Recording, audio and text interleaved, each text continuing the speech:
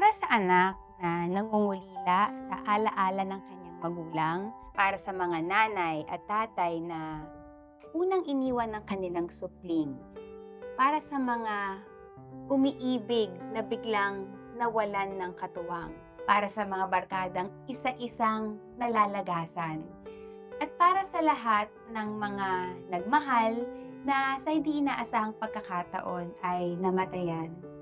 Ngayong araw, let's honor the life of the loved ones we've lost along the way. At sa kanilang pagkawala, how do we live life? Masasabi ko na matapang ang lahat ng nagmamahal dahil sa mundong ginagalawan natin, wala namang katiyakan eh. Lahat may hangganan, lahat ay mawawala sa takdang panahon. But despite the looming pain, I believe that many of us still choose the in-between moment. And when that inevitable moment comes, paano nga ba natin to hinaharap at pinoproseso? We experience grief. Malamang marami sa inyo ang na-encounter na ang word na ito. Ito yung natural at instinctive na response ng tao sa pagkawala ng isang minamahal o mahalagang bagay sa kanilang buhay. A death of a person or even a death of a dream. And some even describe grief as emotional anguish because the pain can be so overwhelming, bringing psychological distress, confusion, intense yearning, obsessive dwelling in the past, and more. Simply put, sobrang sakit ng mawalan ng mahal sa buhay. Kayo, Live Lighters, kung tatanungin ko kayo, how would you describe that moment when someone close to your heart died? Kung gusto ninyo, pwede nyong i-share yan sa ating comment section so we can understand each other better. In 1969, Dr. Elizabeth Kubler-Ross, a Swiss-American psychiatrist and author, developed a framework so we can better understand the human reaction to death or loss. Ito yung tinatawag niyang 5 stages of grief, which includes denial, anger, bargaining, depression, and acceptance. Isa-isahin natin. Denial. Think of it as your shield or first line of defense. This stage is said to be your initial help to survive the death or loss in your life. Isa itong psychological defense mechanism kung saan idine-deny ng utak iproseso ang malungkot na balita, lalo na kung biglaan o napaka-traumatic ng pangyayari. Kumbaga, hindi ka agad-agad naniniwala na wala ng isang minamahal o bagay. By doing so, you are giving yourself more time to adjust to the feelings of pain and sadness before fully confronting your new reality. Ang susunod ay anger.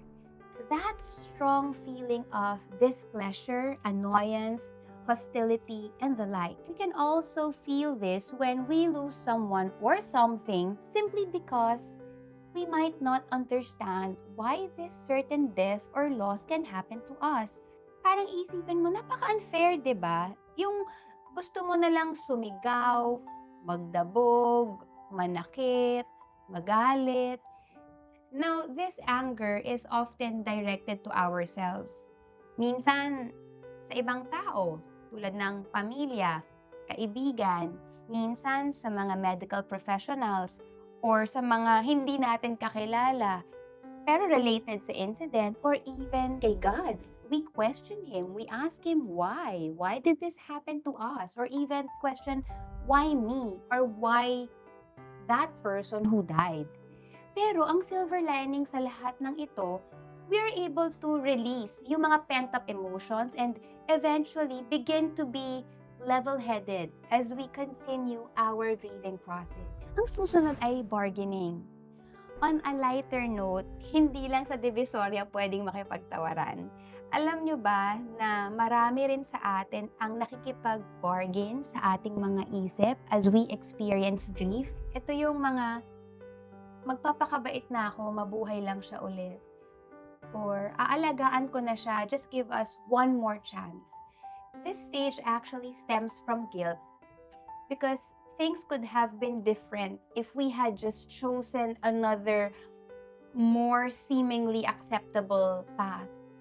Pero ang lahat ng ito ay sabihin nating false hopes lamang.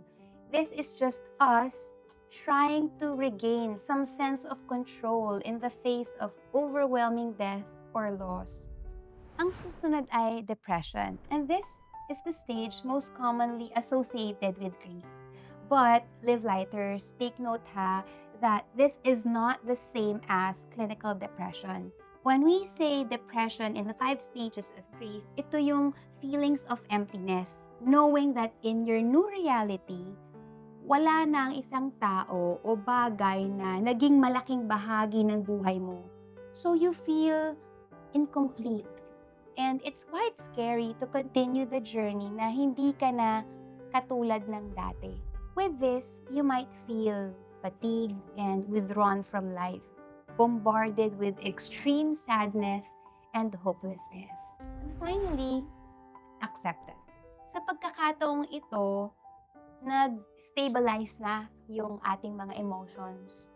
This is us coming to terms with the truth that our new life is in a world without our loved ones, without the things we once cherished and enjoyed.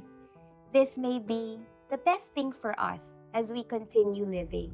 Now, Nora McInerney, an American author on grief and loss, may have phrased this phenomenon eloquently during her TED Talk. She says, a grieving person is going to laugh again. They are going to move forward, but it doesn't mean they've moved on. Part of us would always want to keep the memory, lessons, and indelible mark that our dearly departed left us. And that's okay. We don't exactly need to move on from them. Instead, we can move forward in life with them in our heart.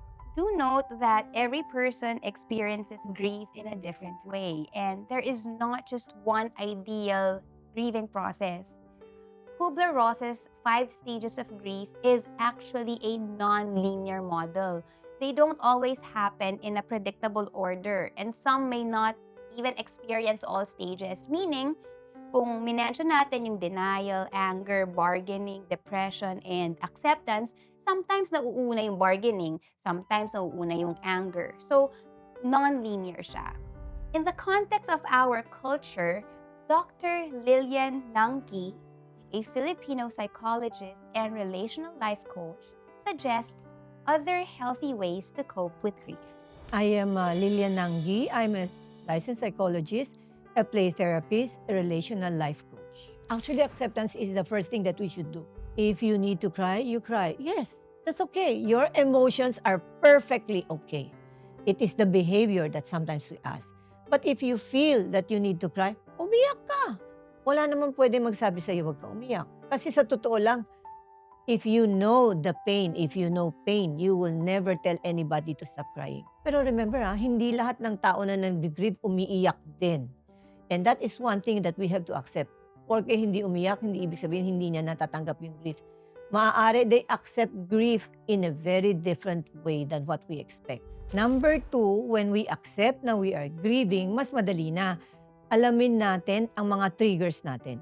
Hindi naman natin kailangan accept na nag-grieve tayo, pero we don't know our triggers. Know your trigger because your trigger will be the one that will set you up. Now, if you know your triggers na, know how to handle them. This is not the first time that you have been through this. And even if this is your first time, maiintindihan mo, alam mo, that will equip you to be more resilient. And of course, don't forget, you have to find a strong support group. Do activities that will help you, but also find a support group that will assist you. Iba yung activities na gagawin mo to keep you busy. It's like giving yourself a pause na oras. Kailangan may pause ka. Every time you think of the sad moments, every time you know your triggers are coming, do activities. It will take that thought away from you. And of course, if you need to talk to someone, you know, we have so many caring people, relatives and friends who can be your support group. Why not? Pero para sa akin, it's better to seek professional help kasi saying the right things saying it at the right time are very, very important and very crucial in helping you, accept reality and in your state of being. Kadalasan, hindi popular na paksa ang kamatayan. Some people think of it as morbid. Minsan binabawalan o sinusuway tayo ng mga nakakatanda pag dito napupunta ang usapan. But when you come to think of it, death is part of life's reality. From the moment we are born, life is already quietly preparing us for the inevitable, death.